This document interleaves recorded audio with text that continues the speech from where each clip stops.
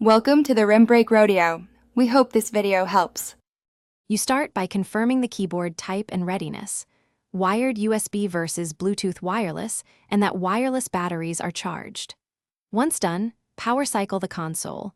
Hold the Xbox button for 10 seconds to force shutdown, then restart to clear temporary glitches.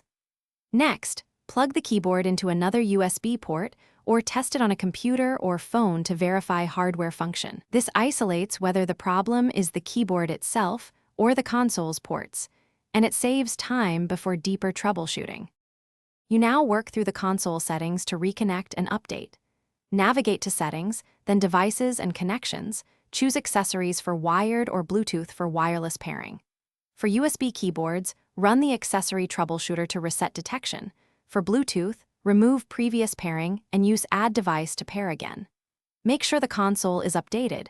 Go to System and install any available updates, because firmware mismatches can prevent recognition. These steps refresh drivers and connections, which often resolves compatibility problems without hardware fixes.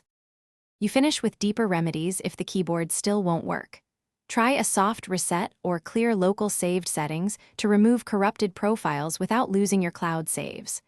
If USB power is insufficient, use a powered USB hub or swap to an Xbox-approved keyboard model to rule out compatibility. Once done, test again. If problems persist, gather console logs and keyboard model, then contact Xbox support. A single troubleshooting tip. Test with another device after each change so you know whether the issue moved. Thanks for watching. Consider subscribing if we helped you.